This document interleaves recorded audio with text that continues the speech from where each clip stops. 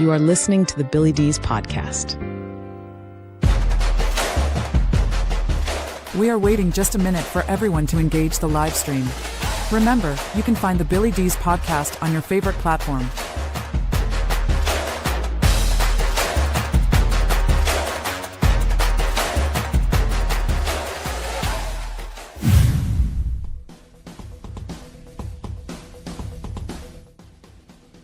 All right. Well, hello, everyone. Welcome to the live stream. Hope everyone is following the news. How could you not know what's going on with that, right? It's crazy. It's absolutely crazy. It's so spicy. It's spicy. And so, yes, we're live on X tonight. If you're new to the program, we just wait a moment for everyone to kind of refresh their app or whatever it is that they're doing. And then we record the podcast that you hear on all the major platforms in the background. So we're going to go ahead and get right to it. Here we go. All right. Well, hello, everyone, and welcome to the program. I am absolutely thrilled that you are here. My name is Billy D's. If you've never checked us out before, we are primarily an interview and a commentary-based podcast on a Friday night. So we go live and we talk about current events.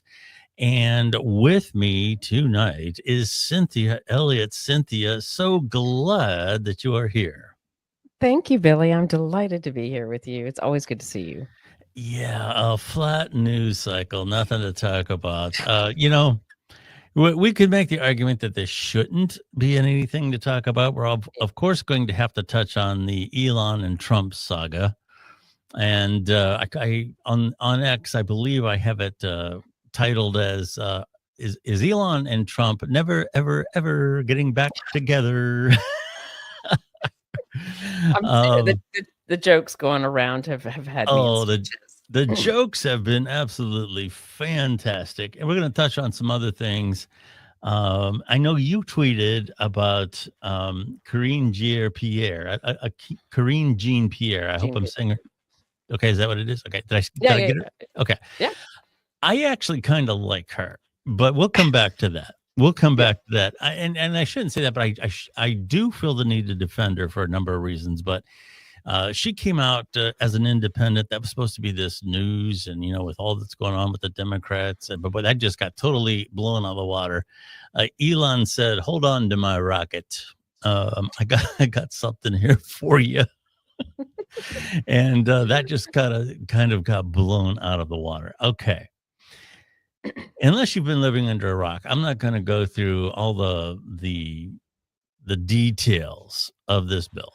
But the long and the short of it is that the big, beautiful bill, as it is called, is something that the Republicans, well, let's say a significant number of them, spearheaded by President Trump, is trying to put through for a budget. And the Congressional Budget Office projected that the 1,116-page bill passed by the House will add a $2.4 trillion amount to the deficit over the next 10 years. Now, that is a number that we hear, but you really don't think about the enormity of that amount of money. I mean, that is just incredible. And you got to keep in mind, it's not like we don't have a big hole already. So we're digging even deeper. Now, this bill is losing momentum, largely because of a very public feud between Donald Trump and Elon Musk. And today, this is June 6th, as we go live, we're eight few minutes past 8 o'clock Eastern Standard Time in the evening. At this time, because this changes by the minute, but at this time, as far as today goes, they've cooled it off a little bit. They've softened their rhetoric. Both of them have. But needless to say, that could change tomorrow or the next day or the day after that. But there's no question that Elon Musk and his criticism of this bill has had an effect. There are calls in the Senate, to scrap the House passed bill and move to a smaller measure that would focus on extending the 2017 Trump tax cuts, securing the border, and do some other of the cuts identified by the House committee chairs. It remains to be seen what's going to happen here. I know that Trump was talking about getting this passed before the July 4th holiday. That's in question now. And so let's talk just a little bit about the level that this went to. And then we'll talk about what the Republicans are saying and what the Republicans that are supporting Trump. And we'll talk about what the Elon supporters have said. Let's go with this. I think this was probably one of the most dirty things to say by Elon Musk. Elon Musk says, Donald Trump is in the Epstein files. This is the real reason they have not been made public. Have a nice day, DJT. This one kind of stuck in my craw a little bit. And if you're new to the program, I'm not like a Trump guy. Yeah, I'm a old Trump and I'm MAGA, and that's not me. Never was. Okay. Yeah. I only sided with Trump and the Republicans this last cycle because the Democrats were out of their minds, quite frankly, just out of their minds with the left-wing crap. It was just they've lost touch with reality. So with that being said, you and I touched on this last week. It would be hard not to be a high roller of any kind and not have some contact with Epstein. This was somebody who had a lot of power and enough money to buy himself into the inner circles of just about everything, whether it be big business, entertainment, politics. I mentioned last week, I know a lot of business people that have pictures of themselves with different presidents and this and that. And it's just that they're so wealthy that, they could go to a lot of the Republican fundraisers, pay enormous amounts for a dinner. Of course, you're not paying for the dinner. It's to raise funds for the party. And one of the perks of donating a large amount of money is you get to get your picture taken. And in this day and age, it means selfies with other attendees and the candidate or whoever's there. So just about anybody is going to have contact with this person. Now, whether or not, that means some connection beyond some criminality going to the island and all this other stuff is a whole nother discussion.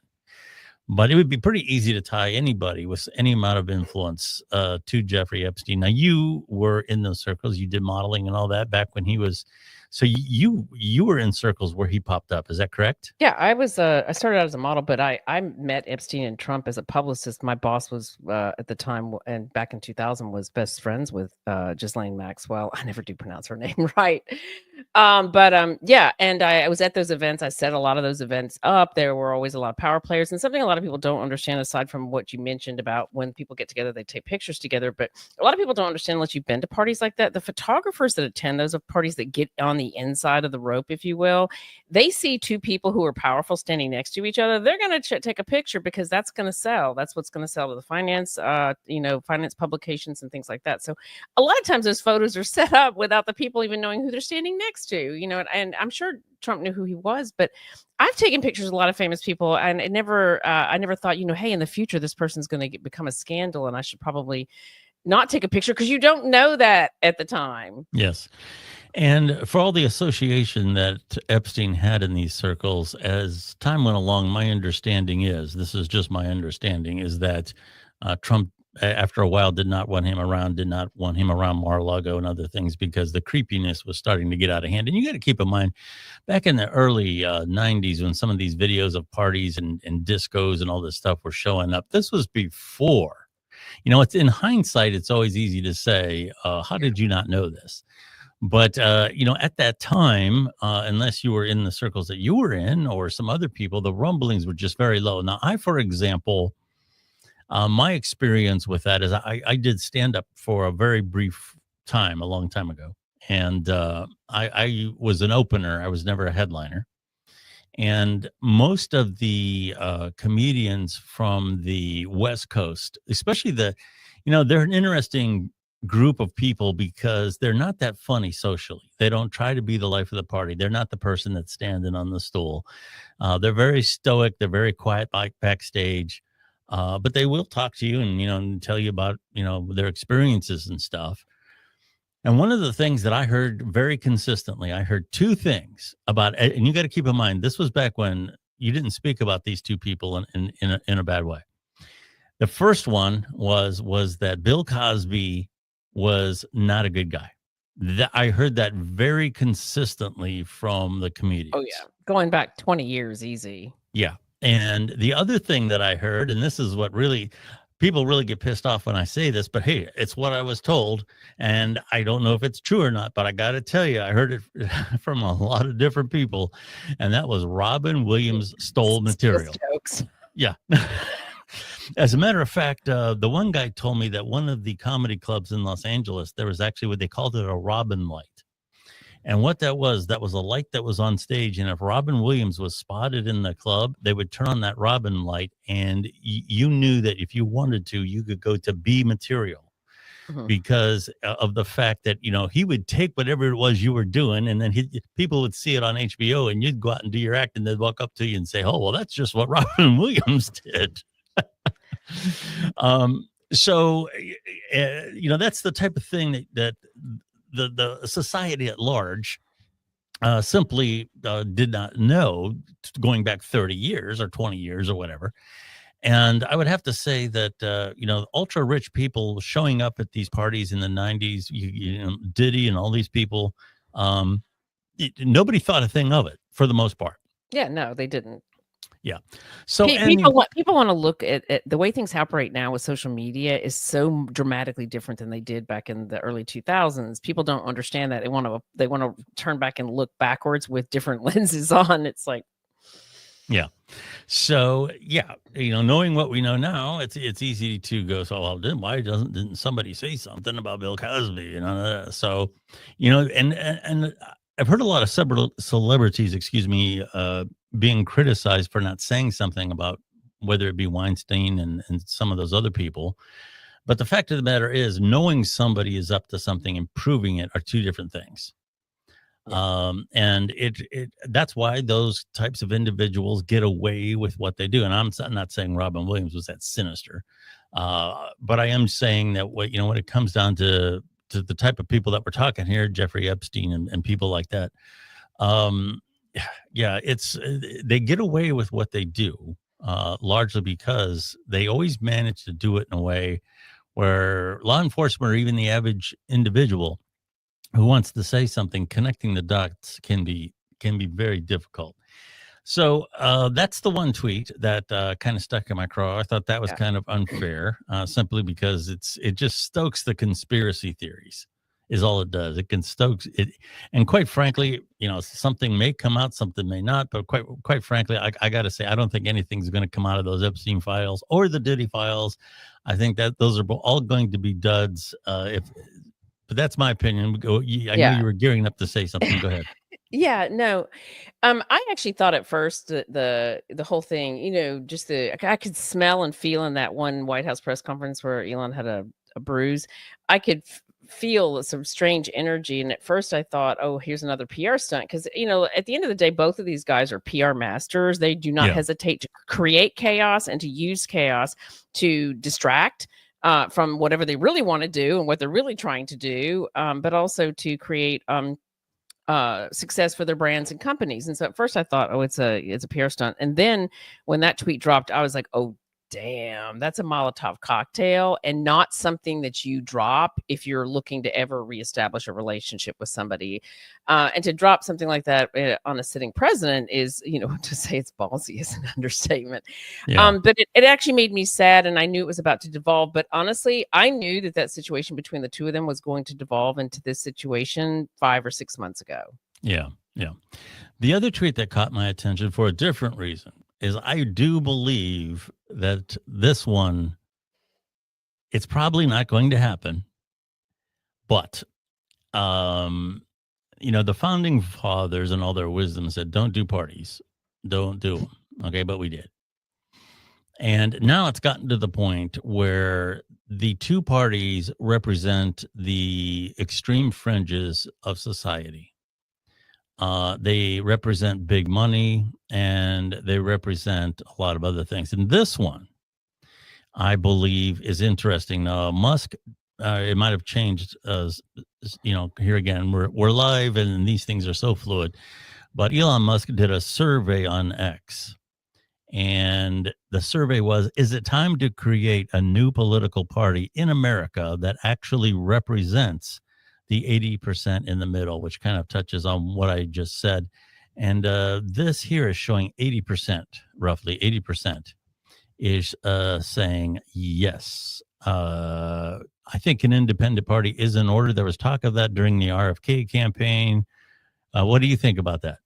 Yeah, no, we need more sanity, and we need more of a voice for the people of the country, because we the people are the ones that are dealing with some of the major issues. One of my big frustrations. So I've laughed at some of the jokes that have come out about what's going on between Trump and Elon, but I'm actually also angry about it, because I'm so concerned about where America is right now. We've had the Democrats literally graping the budget for their pet projects and their friends who don't have business plans, apparently, or even, logos or names for their companies are getting billions for. And the Republicans have done, some of their own hot mess stuff. We've got serious issues. Last year, I put out A New American Dream. I put out a book I wasn't planning on writing because I was so seriously concerned about the state of America and the things that I was seeing, and the fact that some serious issues that are dramatically affecting the average person in this country were not being addressed, that I wrote a book about it, and I put it out, and it came out not long before Trump got shot, and Elon joined up with him. And at first I was actually really happy that those two got together. But then when he joined Trump's administration, I was like, this is going to implode.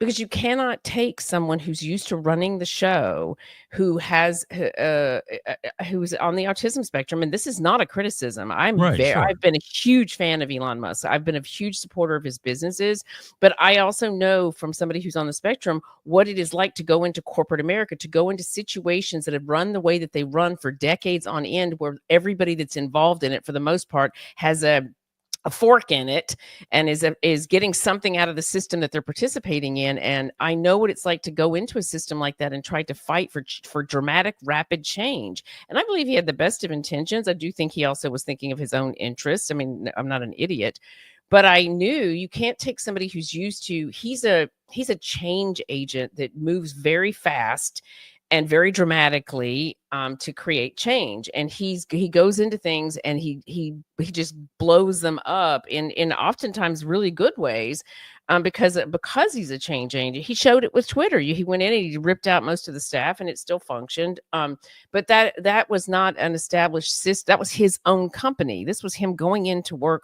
with somebody else who was of equal fame, if not more at this point. And he was going to try to create dramatic change in a system that's so deeply vested in the way that it already operates, because it benefits so many people that are involved in it, that I was like, this, and him working for anybody. I mean, after decades of being on his own and creating dramatic change, that, he's the Einstein of our generation. He really is. He's a brilliant man. But I was like, this is going to implode spectacularly. I did not expect it to devolve into a pissing match that is actually distracting from the real issues that are going on in this country. Don't get me wrong. I think he's trying to do what he thinks is right, but this pissing match is actually taking so much publicity that could be put towards the change that needs to take place in this country to alleviate the American people from the dramatic burden of rents and housing costs that are off the chain, and food costs that are ridiculous.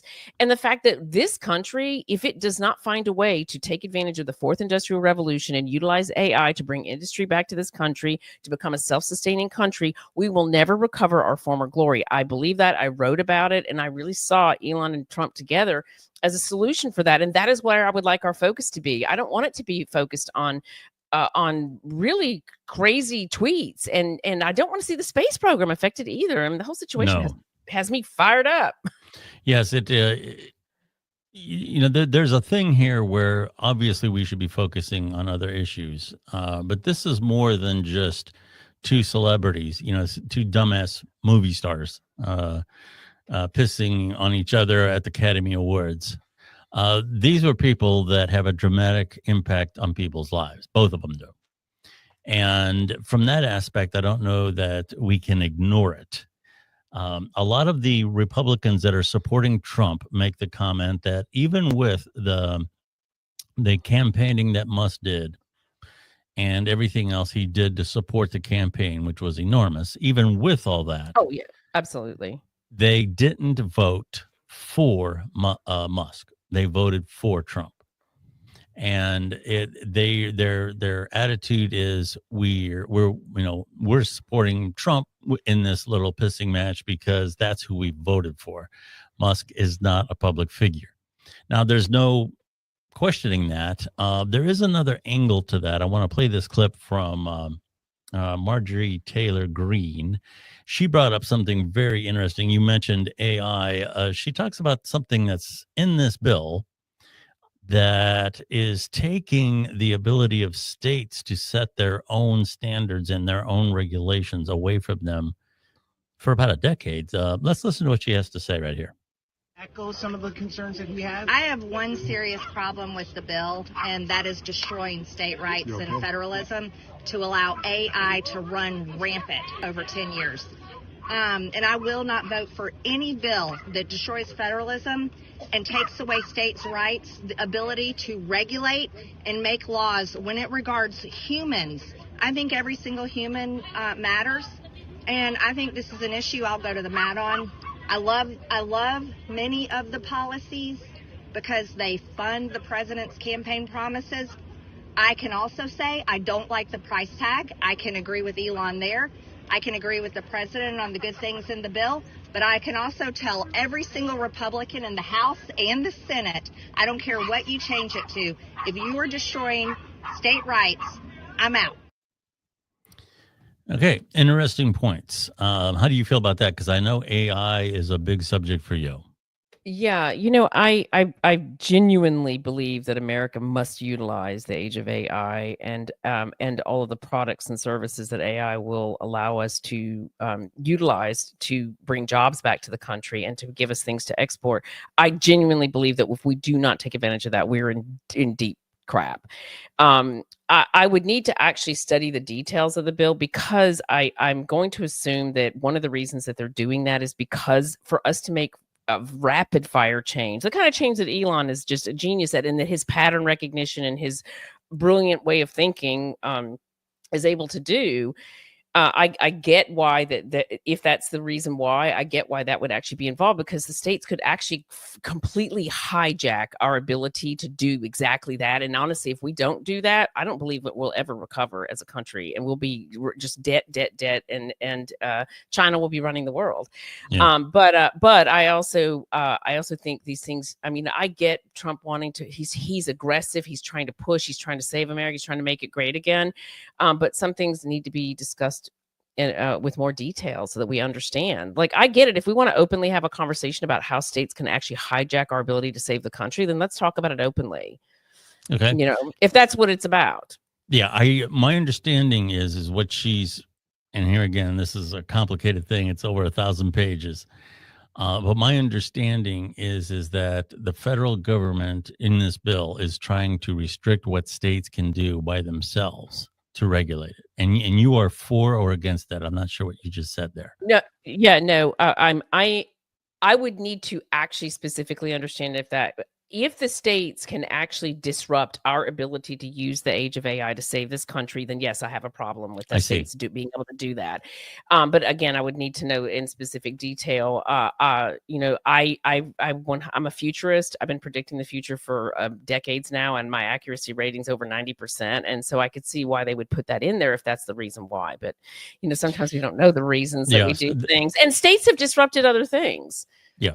That's an interesting point. My understanding is her position is, if a state for their own, a certain governor or whatever starts to see something getting out of hand in their state, maybe their state is getting impacted differently or whatever, they want to be able to She wants them to be able to act upon it directly. And again, I get that, but if them acting upon it actually disrupts the ability, so say you have a manufacturer, an AI robot manufacturing plant in a state, and that state makes decisions that affect that factory's ability to produce on the scale and in the way that they need to, in the rapid pace that we need to, that's actually going to be a problem if we're trying to rescue our economy and become an exporter of things. Yes. And self-sustaining. We have got to become self-sustaining, and I don't see any other industrial revolutions coming along anytime soon like this to be able to give us the opportunity to rescue our economy and pay off our debt, which really doesn't need to get much deeper. Yes.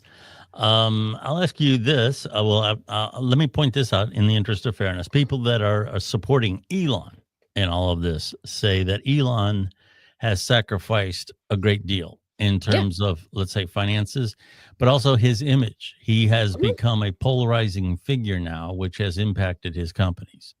It's put Tesla, it's put SpaceX, and all these things now in the political crosshairs of a lot of people. So what's it all for if this turns out to be one of the biggest spending bills in years? What was all that for?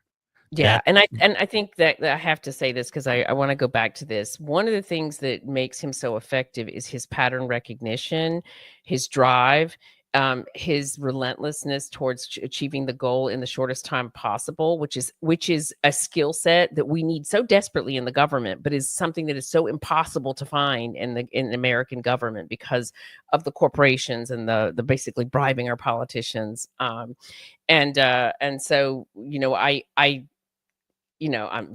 just think that he's a visionary, but I think visionaries don't work really well in environments that are entrenched in the way that they operate. Yes. And he's probably, and this is pure conjecture on my part, but getting back to what you're saying about being able to be in control.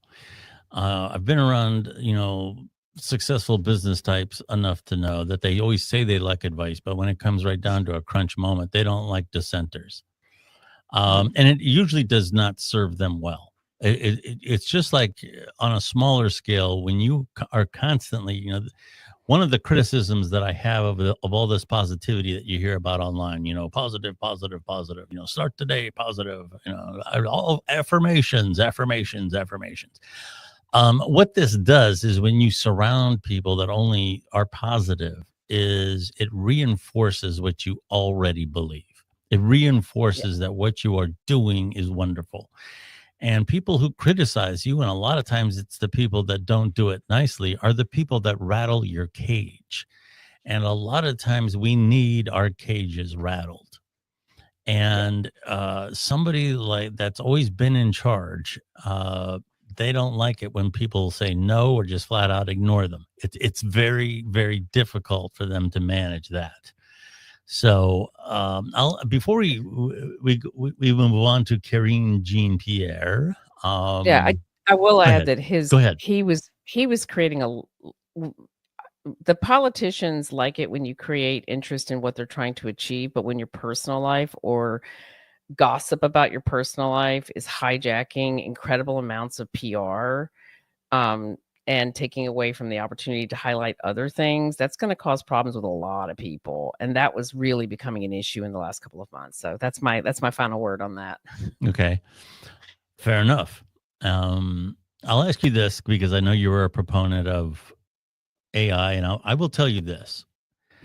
I think the dangers of AI reside in human bad actors. People who are going to, like on the onset, use AI to figure out passwords and do these other things. Sinister human ambitions and desires are where my worries are with AI. What I've been hearing a lot this week because of the AI talk with Elon Musk, I've been hearing a lot of things that come straight out of, these horror science fiction movies where AI is just going to get smarter and smarter and figure out that it doesn't need people and it's going to be the end of our species and I'm going to say I'm very skeptical of that. Where do you think the fear lies? Do you think there is a danger of some artificial intelligence somewhere getting so intelligent that it takes over the world. Yeah, I think there's two. I'm an AI ethics advocate. It's something I write about and talk about a lot.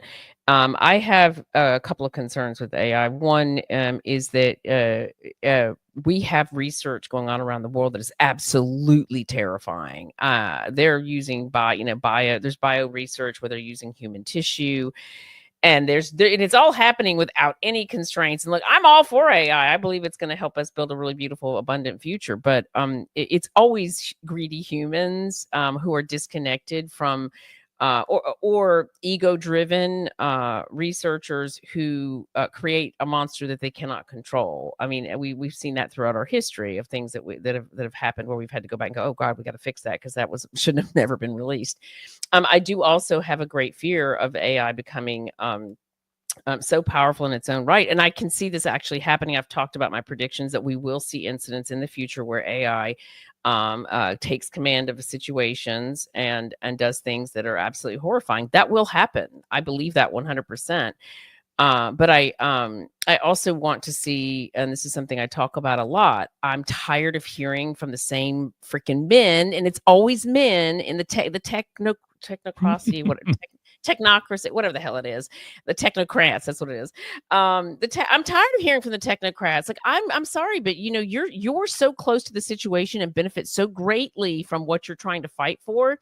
I want to hear what the American people would like to see in the age of AI, and that is not a conversation that is taking place. We are not talking as a people, as we the people, and saying to our government leaders, this is what we would like to see AI used for.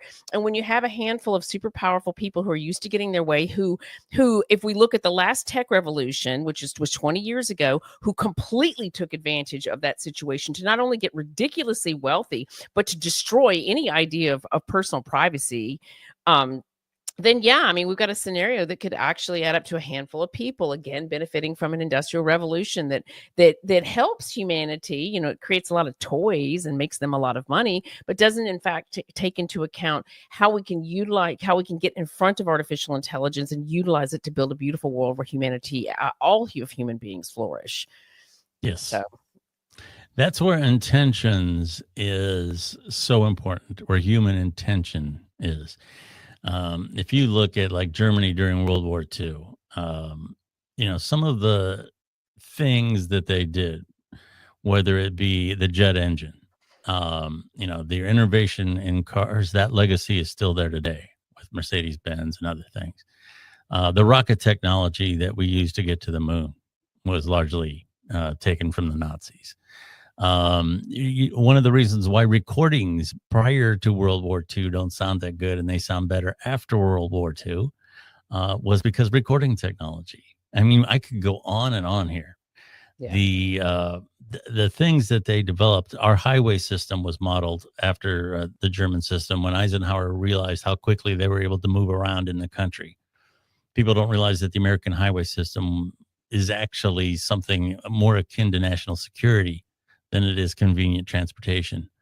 And if those things had been put to a good use, if the leaders of that time wanted to do something for humanity, the world would be completely different in a lot of good ways. And but it was put to a bad use.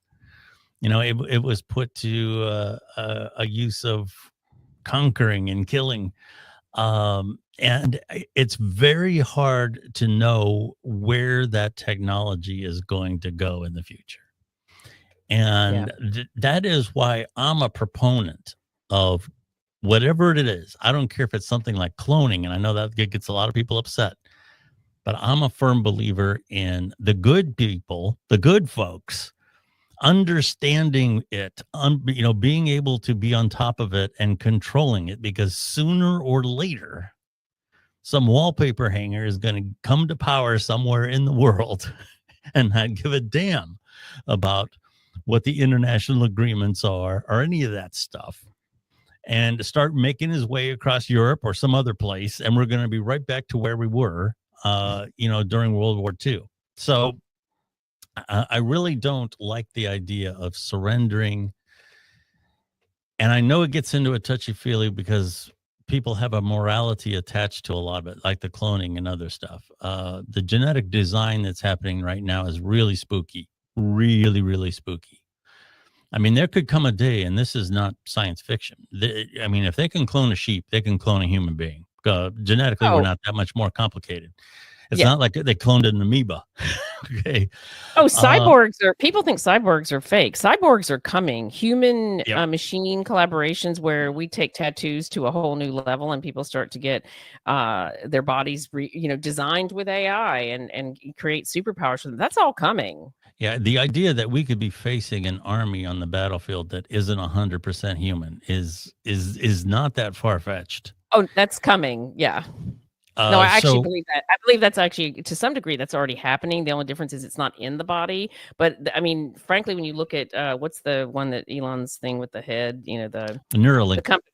Yeah, when you look at Neuralink, that is what that is. If you can put a chip in someone's head and they can communicate through their thoughts with a machine, then that's definitely going to be in soldiers. So we're there. for the audience, if you haven't followed the Neuralink, they did a thing here a couple of years ago that astonished people. And what they did was they trained a monkey of some kind. I'm not sure what species of primate, but some monkey to play a game with its hand, just like you do with the controller, and you play the game. And then they did the implant that they're putting in humans now, and that monkey sat there and played the game with its mind. So, and here again, I think that there's some extraordinary good things that can come out of that, like paralysis and other things where you've lost the ability to have your senses working properly and all this. I think the good that could come out of that and enriching people's lives is wonderful. But then there's the other side of, where is that technology going to go and what use is it going to be put to? Yeah. Do you understand? I hope people understand that these machines, if a chip that you put in someone's brain can actually read their thoughts, then we are this close to being able to create machines that can read anyone's thoughts. I mean, we're that close. Well, that is going to happen where you could very well, as a scenario, walk into a store and the store goes, "Oh, they're upset. Let's make sure we send them to the Kleenex aisle." Like that is a real thing. If you think, I mean, we're that close. If you think you can put a chip in there and that they were able to take two people and be able to take a dream from one person and put it in the other person's head. That is a real thing that actually already exists. So, we should be having conversations about these things and deciding whether or not they actually are good for us. Yes. There's so much good and bad there. I mean, there's been so many times when I've tried to express something to somebody and I couldn't do it. It'd be so nice to be able to send you an image, like emailing you a picture. It will happen. But yes. And I'm telling you, if you're listening to this and you're saying this is far-fetched, it's scary, but it's not far-fetched. This technology is with us and it's actively working. So, yes. Okay. Well, let's wrap things up with this. There was a brief moment for about 5 minutes when this was going to be the story of the week. Hi, I'm Corinne Jean-Pierre, and I am the author of a new book that's coming out this fall called Independent. It's coming out on October 21st, so please do grab it. I think we need to stop thinking in boxes and think outside of our boxes and not be so partisan. And the way that I see moving forward in this space that we're in right now is if you are willing to stand side by side with me, regardless of your how you identify politically, and as long as you respect the community that I belong to and vulnerable communities that I respect, I will be there with you. Okay. Corinne Jean-Pierre. You mean the woman who covered up for Biden and the Yes. whole administration? She had not only did she have to know about him, but she had to know who was involved in doing all of that. So her priority was her career, not the Yes. American people, because at any time, like a man who's not in his faculties could have done some pretty awful things. And frankly, there was a lot of awful things being done by the people who were running him like a robot. Yes. Let me say this about Corinne Jean-Pierre. I'll defend her a little bit. Okay. I'll defend her in that the job of the White House press secretary, if people wonder, the rock group Spin Doctors. I don't know if that is where their inspiration came from, but spin doctors are a real thing. They work in politics, they work in public relation firms, they work in all kinds of little things. And what spin doctors do is take a story of something and they spin it.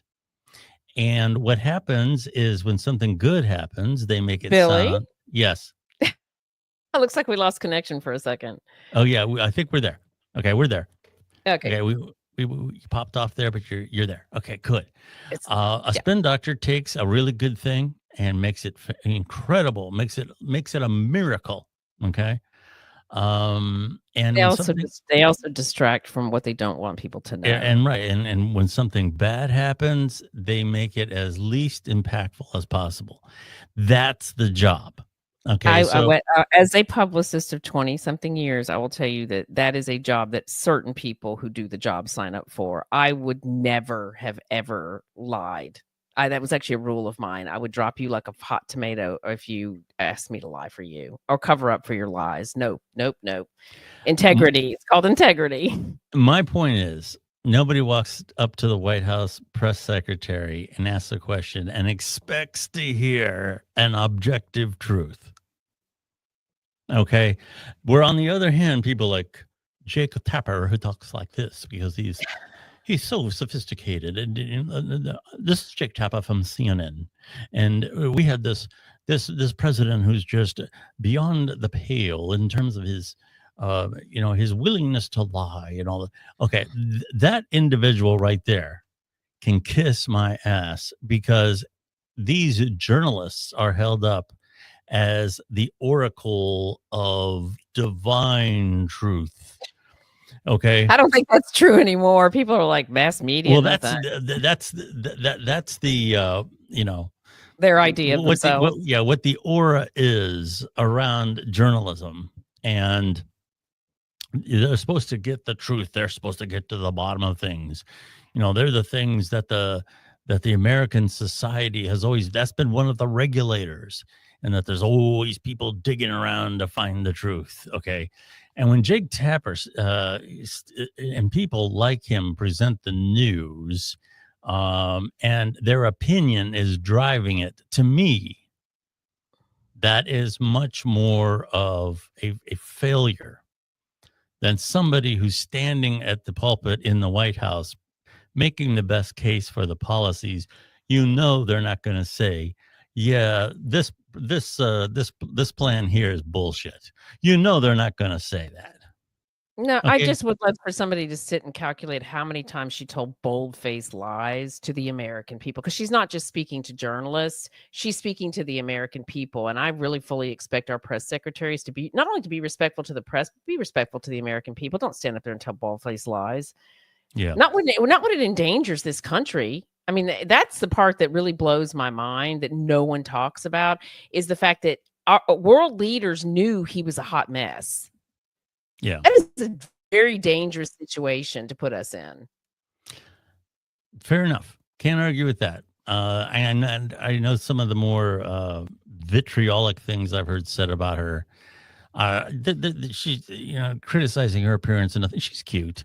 There's nothing wrong with her. I don't dislike her. To be honest with you, I don't dislike her. I dislike her choices. There's a big difference. Yes. I think she's interesting. She's got an interesting story, and I'm sure the book is probably really interesting. Yeah. So here again, when your business is putting your best foot forward for an organization, you can't expect them to turn on the people that they're working for. And that's an aspect of this that we really didn't cover when we talked about this before. When you're working for somebody, you have a human relationship with them, Mm-hmm. and it's very hard to turn your around on them and say, you can't do this job, and say it publicly. That's a different thing that I haven't heard a lot of discussion about that. But I don't really blame his inner circle, people that worked with him every day, for not betraying him and going public with this. I would be the wider way that the government is supposed to work, the way the checks and balances. There were people through the government and through the party that weren't so closely connected to him that knew that something was fucked up. Okay. Can I just say, Yeah. I'm going to disagree with you here, Billy. Go ahead. I have incinerated jobs because I refuse to lie or I refuse to do something. And when it's that serious, when it involves the safety and the honesty of this country, I would have had a lot more respect for her if she had exited her role and then went and told the truth. Even if it, I don't know. I don't respect anyone that can be talked into repeatedly and dramatically lying about something so important to this country under the guise of loyalty to who? Loyalty to Biden, who's not really that loyal to anybody. I mean, frankly, I'm not sure if he can be anymore, but I don't know. I've never been able to do it myself, but I'm weird. I'm sure that there were very powerful people around her who assured her, oh, don't worry, we got this. I'm sure there were. And it really wasn't her place as a press secretary to stand at that podium and say, my boss is not functioning. That wasn't her place to do that. That is all I'm saying. Yeah, no, I agree with you, but I don't think it makes it right because I'll go back to this. World leaders knew for years that Biden was a hot mess, and the impact that ultimately had, the number of institutions, people, and governments that took advantage of us as a country because they knew that our leader was a hot mess, is something that none of them are talking about. It's actually really serious. And you could have been the heroine of the country. I mean, you probably would have demonized for a while, but you'd have gone down in history as being a real badass. Yeah. But I can see both sides of it, Billy. I could literally see it. I see it. Here again, I'll go back and focus my criticism on the journalists whose job it was that knew it and did it anyway. It was their job that would have been their job. That would have been their job. It was Jake Tapper's job to know it and say something about it, and he didn't do it. So, with that being said. Yes. Okay. You're doing some kind of a TED Talk thing? What's that? What's that all about? Yeah, I'm organizing a TEDx Meisner Boulevard in Florida, and I'm excited about it. It's February 4th, and the theme of the event is disruption in the age of AI. So speakers from across different industries are going to share talks, TEDx talks about, just how to truly disrupt in brilliant ways across different industries. So I'm excited. All right, great. That is fantastic. My name is Billy Dees. You can find the Billy Dees podcast on just about any, as far as I know, podcast platform, most certainly on all the major podcast platforms. We have over a 10-year history now on those platforms, and real easy to find the Billy Dees podcast. As far as social media goes, at Billy Dees on X. That's kind of like my social media home, although we do have a very small but active page on Facebook. It's the Billy Dees Podcast Facebook page. We don't have any paywalls if you subscribe to the podcast on your favorite platform, there's no paywall. There's no paywalls on any of our social media for our listeners. Listeners have free and absolute access to anything we are doing, providing you have an account on the platform involved. So, yes, do check us out. Thank you very much, Cynthia. Crazy week. It's going to be interesting. I'm sure some more stuff will come out over the weekend. As always, absolutely fantastic having you on. Thank you so much. Thank you, Billy. And we will talk to you again very, very soon.